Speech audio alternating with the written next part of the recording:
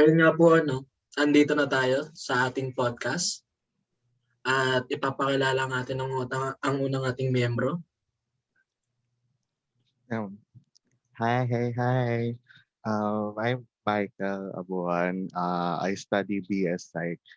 That's why I'm quite interested sa topic natin today. Grabe yung accent, parang Amerikano. Sorry na. Okay, next African member. ako. I'm Lyra Buendia. I also be a psych student. And I chose that because I'm interested in the topic. Ayun, nadali mo. Hello, I'm Louisse and I'm also BS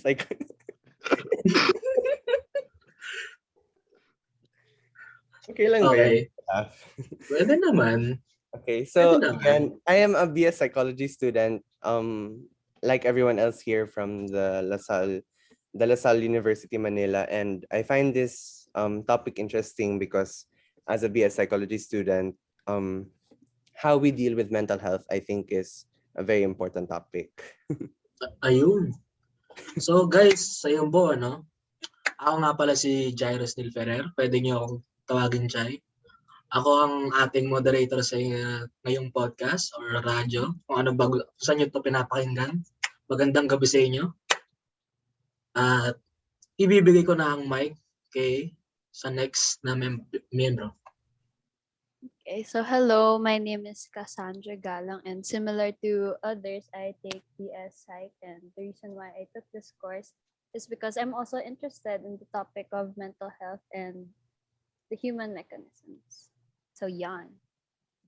Ayun. Yes. Mukhang maganda yung Nice maganda one. yung tama ng dinner nun Sarap ata ulam nun. Si Kyla, tinan natin. Hey, hello, I'm Kyla Rodriguez. I'm a BS Psych student as well. I'm taking BS Psych kasi feeling ko talagang importante na ma-fight natin yung stigma against mental health. Yun. So, guys, halos lahat ata kami BS Psych. Ewan ko na lang sa huling miyembro natin kung BS Psych na ata. Engineering yan. The job. No? Hello. Kamusta? Ako pala si Renzo Tomas. I'm also a BS Psych student.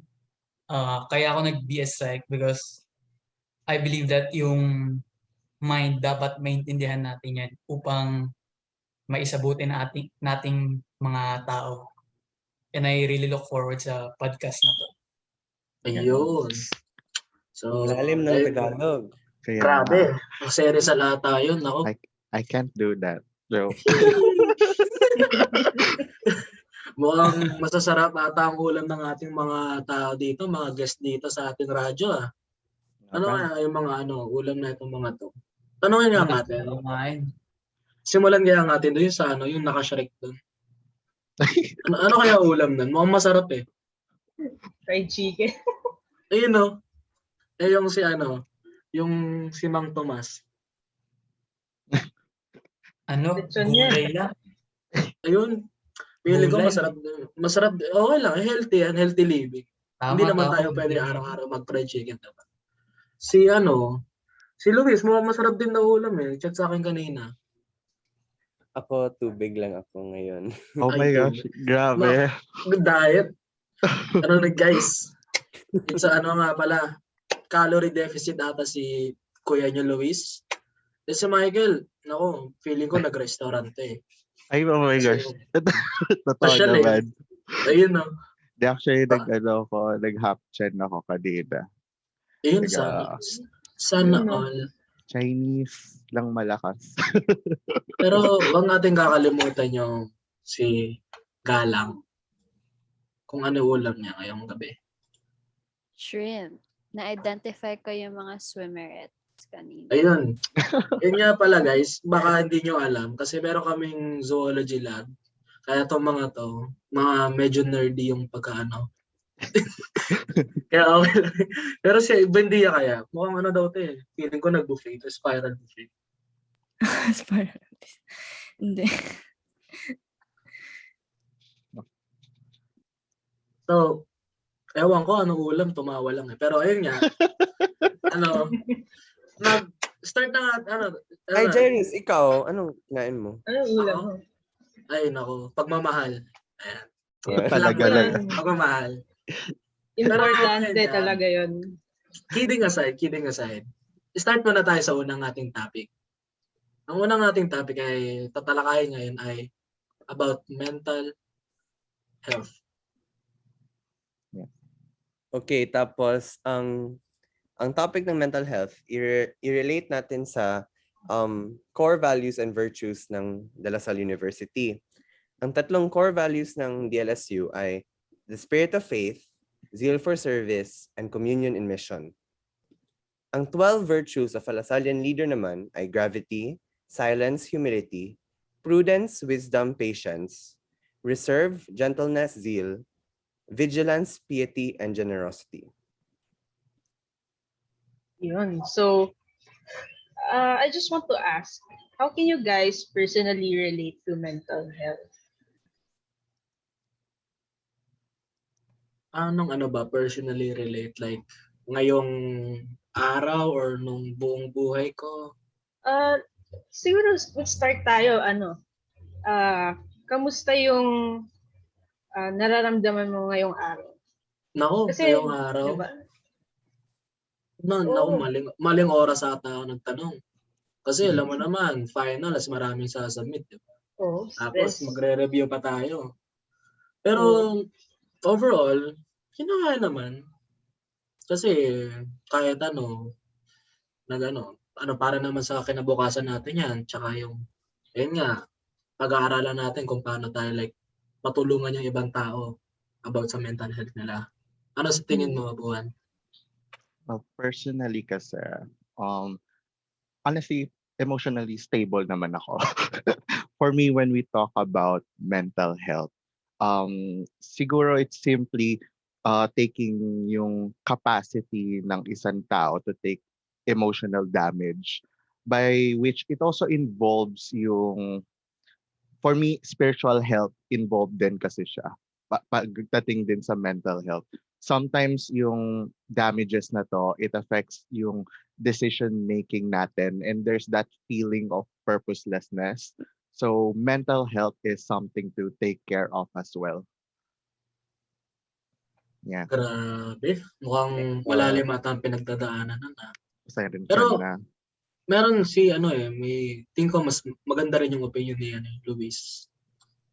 Ako naman personally, where I am at is how you say, specifically today lang, just because marami tayong mga work dahil sa finals week.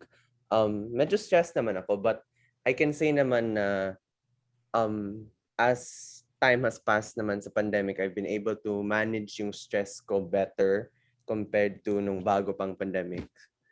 So in general, I'm good naman. Tired lang. Ayun nga, yung sa narinig nyo, finalist natin ngayon sa Lasal. Pero, ilan pa lang yung natatanong natin kung kamusta sila, yung iba naman. Ito si Miss Galang, tingnan natin kung ano yung nararamdaman niya. So far naman, I'm good. Although, since it's the ending of the term na, all requirements usually pile up. But then, kailangan kayanin. So yeah, I'm okay. Ayun, mukhang excited na sa bakasyon yun. Nako, saan kaya ito magpupunta? Si Lyra, ewan ko na lang. Ano ba opinion mo, Lyra? For me in general, I think my mental health isn't really that good. So I think that it's good to maintain your mental health kasi in a way, it's a way to learn to have more patience sa sarili mo.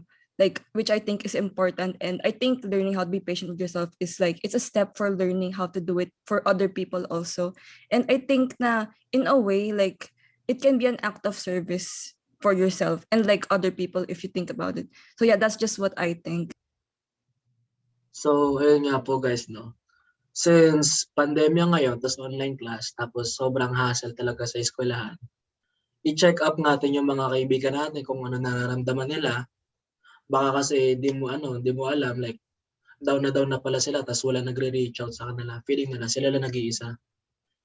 Pero True. eto, grabe to si Renzo kasi lagi akong chine-check up niya na araw-araw. Yes naman. Solid yan, solid. Sweet. Kala pa Kailangan jowa. kailangan tulungan tayo bilang mga estudyante. Yes. Kasi Eh, we only have each other, di ba? May pandemic. Tama. True. Tama. tama nga naman. Pero ayun nga, dapat i-check up natin yung mga ibang kaibigan natin kung ano nararamdaman nila at kung posible man sa ibang tao rin kahit hindi natin kakalala. Diba? Huwag tayo maghilaan, magtulakan tayo. Pero wag sa Tama piling. yan. Tama. True. Alam niyo guys, yung magandang pag-usapan. Kung maganda rin kasi pag-usapan yung kung paano na-perceive ng society sa bansa natin yung mental health. Kasi lalo na tayo, Gen Z tayo open tayo sa isa't isa, sa feelings natin. Pero pagdating talaga sa ibang tao, madalas sa mga older people, feeling nila kapag down tayo, depressed tayo, nag-iinarte lang tayo. So, ano yung thoughts niyo doon? Ikaw, Michael, ano yung thoughts mo doon? Siguro sa akin, iba lang talaga yung naging, kasi factor ang environment talaga eh. Siguro sa panahon nila, iba lang talaga yung nakalakihan nila. Nauunawaan ko naman yun, nire-respeto ko yun. Same thing sa atin. Siguro iba yung mental capacity nila kumpara sa atin. Talagang maiba naman. Pero yun nga, siguro tayo, since nauunawaan natin yon, maganda na i-address pa rin natin. Talagang both ways, kung kahit sino man nagkakaroon ng issue. I'm pretty sure kahit sino naman may issue when it comes to mental health pa rin eh. So, ayun, tama nga si Michael. Like, I agree. Ako naman, I think obviously nasa pandemic pa tayo, but I do think especially like in countries like the Philippines na ngayong pandemic, marami nagka-awareness about mental health problems ngayong pandemic compared to before. So I think that because of that, people also found ways or were looking for ways to deal with these problems. And personally, the way that I dealt with being stressed, especially during the first year of the pandemic, ang ginawa ko, which looking now at the virtues, what I ended up practicing was, for example, patience. I became more calm and patient with the things that I was doing. And isa was generosity and gentleness, so iniba ko yung way that I interact with people, and that brought me siguro a better peace of mind. Oo. ayun, grabe yung sagot niya, napakalalim. Yung ano ba dyan, yung mga iba, ano sa tingin nyo? Alam mo, same din ako dun sa sinabi ni Louisse na nag-grow yung patience ko dito sa pandemic. Kasi talagang ang hirap kapag out of reach yung mga bagay na gusto mo na makuha or gawin, di ba? So, kayo guys, ikaw, Lyra. Kaya yung mga problem na ganyan, like I think it's important na i-share natin yung awareness about mental health in general. Kasi like sobrang, especially in the Philippines, parang sobrang dito yung sa tingin sa mental health, like it's not that positive. Like parang may sira ka ng ulo porque like if you mention something about it, like ganun. So like I think it's important na parang we share yung important details about dito para like malaman ng mga tao na like ito pala like sobrang big issue pala nito. So like parang di dapat din natin i-brush off lang na parang it's a phase lang for these kids ganun. So yun lang, that's what I think. Tama. So, ayun Right, nga, right. like, kagaya nung sinabi nila, like, diba, mental issues, like, ang dami ng mga matatanda sa atin nagsasabi kung bakit, like, nagkakaroon ka ng depression or whatnot dahil wala kang faith kay God. Pero tanggalin natin yung negative side. Balik natin sa positive. Balik na rin natin to positive side. Same. Paano may ko-connect yung mental issues sa religion and our core Lasallian values? What do you guys think? Siguro for me, as a Lasallian, we are expected to exhibit yung spirit of faith, zeal for service, and communion in mission. I think a Lasallian would respond to issues involving mental health is yung providing some financial assistance, giving some goods to the poor and advocate, which are fine naman. But for me, I'm more inclined to address the issue itself, whereas people need to know what they should prioritize, advocate, like let us inform them about these things. Even if people do say sometimes self-care is important, honestly speaking, the more I care for myself, the loss that I am, sorry, to what I should be doing sa aking buhay. Naalala ko nung yung seminar na pinapa-attendan sa atin ni Sir Rene. Naalala ko yung Maslow's hierarchy of needs. It says that sa dulo ng buhay ni Maslow, he wanted to add one more to the top, which is transcendence. Because we have self-actualization second to that, and self-actualization is understanding your design. Now, transcendence is using your design to help others. I believe it fulfills what God wants us to do, and applying the Lasallian core values, serving others gives you a feeling of gratitude. Yung parang in a way nakakaano yun nakakatulong sa mental health mo when you use yung design na binigay sa'yo ng Diyos. Yun. Yung grabe naman yun. Like, grabe, na-enlighten kami doon, Michael. Salamat. Lords. Yun na, praise God. Bloody kicks. May point yun. Others? Anyone? What do you guys So think? to add on to what Michael said, as La Science and psychology students, we exhibit or depict communion and mission, and we are advocates of mental health. So we bring awareness and educate others about this. So in relation to like the present stigma in our country, our virtues of patience, humility, and reserve show. So, this may sound very close-minded, but having different views from others can be frustrating in a way, especially, when it comes to mental health. They say that it's nothing, your anxiety or stress will go away quickly and such, but in the end, we should be patient in letting them understand what mental health means to our lives. So, yeah. Yeah, I agree. Grabe. Correct. Grabe mga Englishero pala tong mga klase. Delicates, nagdudugo na ilong ko. Grabe yun. Malalim. Oo nga eh. Pero Renzo, Sorry ano tingin mo? Ako, tingin ko, personally, base sa observation ko dito sa Philippines, parang yung mga the older generation kasi parang naging nakasanayan na nila nga yung tulad ng sabi kanina na parang hindi usually talagang pinag-uusapan yung mental health nung time nila.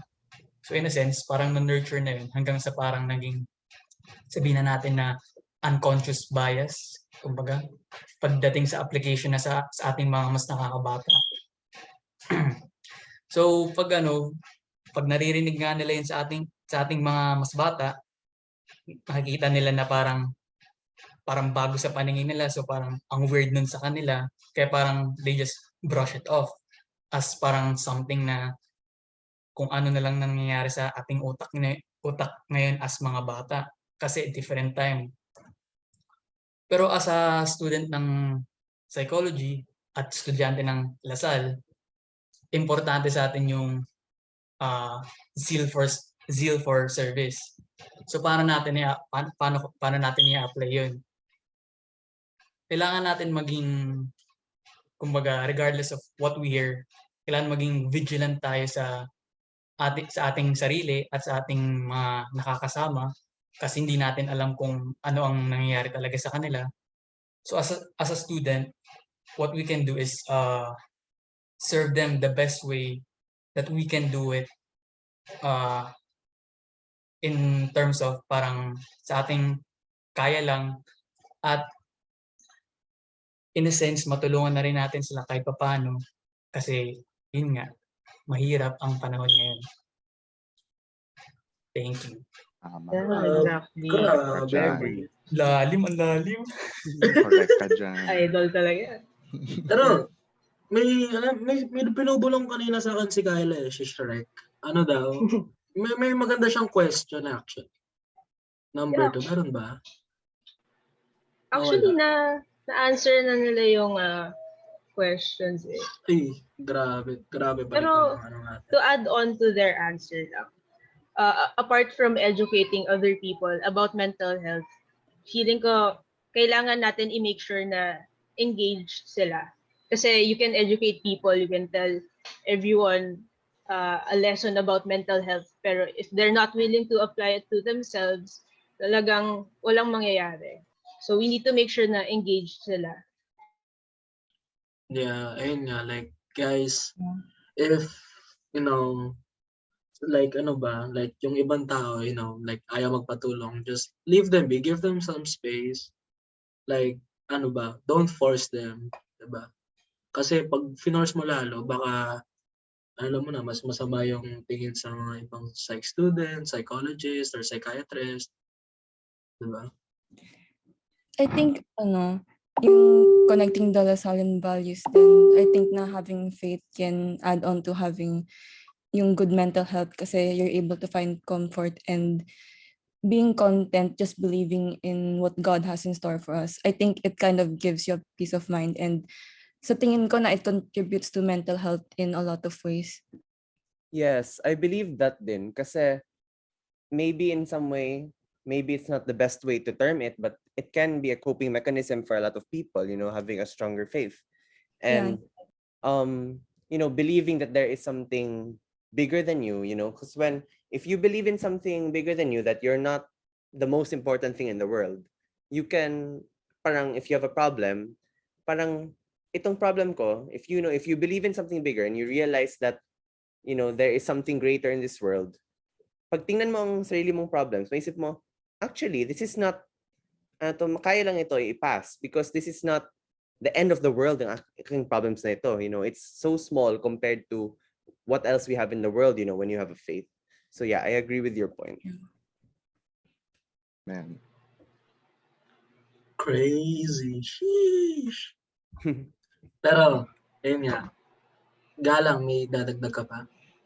Oy, yeah, also Ano? last point na lang, it's connected to yung point ni Jairus. So as Lasalians, we value the characteristic of reservedness. So we act in moderation with discretion and modesty. So regardless of differences, it's important we educate and help others in need with open-mindedness, respect, and understanding. So with those characteristics, we are the means of, creating safe spaces, not only for those unfamiliar with the topic, but, especially for those who we are concerned about when it comes to mental health. Alam mo, Cassandra, I completely agree. Kasi how we treat people will affect them talaga. It can, like being nice to a person just for 1 minute, it can make a huge difference in their lives. I agree. I agree. I want to add in something because a theme that we were talking about kanina, what was being brought up was about how maybe the older generation have this don't understand fully mental health problems. And I think that boils down to the fact that back then and maybe up to now, but I think more in the past, to show weakness, if you were to show your pain or to show your problems, that is a sign of weakness. Yung what people would call having a stiff upper lip, which means to be strong is to never show that you have weaknesses. But I think that the mindset nowadays is that actually it's really strong and it is really powerful to show what you're going through. Vulnerability is something that is not easy to achieve. So yeah, so I think as we go forward, hopefully in a few months we're gonna have face-to-face classes na, and I think that for everyone, all of us, not just us but everyone else who's in the LaSalle community and also outside the school community, we are going to be in a new environment ulit. All of us, I think, have only been doing online school for the past year or two. So I think that we're all going to be experiencing a new environment and we're all going to have to make adjustments. So what I thought was that an important Lasallian virtue that we should practice is vigilance, which is defined as being watchful of the goodness in others. So we should be watchful and we should be sensitive to what other people are. If we can notice that this person is doing something great, we can acknowledge that. Or if we notice that someone is maybe feeling down, if you can see that, maybe you can say, hey, ano to? Kain tayo sa labas, to help to help everyone adjust, because we're all going to be in a new environment again, as I said. We're all going to have to adjust a lot. And so yeah, I think that will be really helpful for the whole school community and its welfare and its well-being as we go forward and we hopefully go back to face-to-face classes. Ayun, grabe naman yan. Na-excite ako doon, sinabi ni Louisse. Nakaka-inspire naman. Kain tayo sa labas. Oo. Talagang nabuhayan ako. Libre. Pero, guys, ano sa tingin niyo, like, ano yung, sa ating napag-usapan na yan, ano yung mga gusto nyong lesson na iuwi sa inyo? O well, nasa bahay na kayo, pero like, alam mo na. I Anong guess mga na lesson? we need to be more aware of these things in general. That's what I think. Para like if Yes. you're aware, like others can be aware. Then Yeah, so basically, seek help and get help din talaga. Ay, seek help and give help rather talaga. Yes, I agree to that because without mental health, there is no health. You get what I mean? yeah, Yes. Okay, so And yeah. guys, huwag niyo kalimutan din, hindi lang dapat ibang tao, dapat yung sarili mo. Self-love tayo, self-love. Tama. Sim Lods. Kung gusto mo tumulong ng ibang tao, unahin mo We muna need yung sarili mo. to help ourselves Kasi first. how can you help others if you can't help yourself? yeah, true. Tama. Well, pwede ka naman makatulong like pwede naman siya in a way, like tulungan mo sarili mo. Halimbawa, nako-complete ka habang tinutulungan mo yung ibang tao. Nag-create kayo ng band at that Oo, time, tama. new Yeah. friends and stuff. Kasi actually, Diba? helping others, diba, yung communion in mission, helping other people in our community, it can also fulfill us, diba? It can help give ourselves siguro a purpose or a meaning to our lives. So, my point ka din. Ayun nga. So, Kyla? Ano? Yeah, I agree din. Actually, I think yung matitake home ko na lesson today is that yung Lasallian values and virtues, talagang mai-utilize mo siya to create a safe space for others. And we're so lucky na natuturuan tayo nun. Diba? Tama. I agree. Tama. Yeah, I agree. So yun. So no one will add na to our discussion, right? I don't think so. Kasi So feel ko, inaantok na itong mga natin. Hindi naman. Sobrang na-inspired ako sa napag-usapan natin. Praise God. Sa sobrang inspired, kaya pa natin gumawa ng mga modules. Puyat gang. okay, so yun, we hope that our discussion in tackling mental health is essential to all potential listeners, and let us all be advocates of mental health and create a safe space or comfortable space for everyone. Yan. Yeah. So, Thank you for listening to our Thank you. guys. podcast. Ayun, tapos na ang ating radyo. Okay. Mga baka, ayun na. Mga naantok na itong mga to, gagawa pa ng mga modules. Hindi, pero yun nga. Mental health is important. Don't forget. Like, huwag nyo binabaliwala. Yun lang. At wag natin kalimutan na magtulungan. Yes, tama yun talaga. Thank you. Thank you for listening to our podcast. Bye, guys. Thank you. Bye. Bye. Thank you.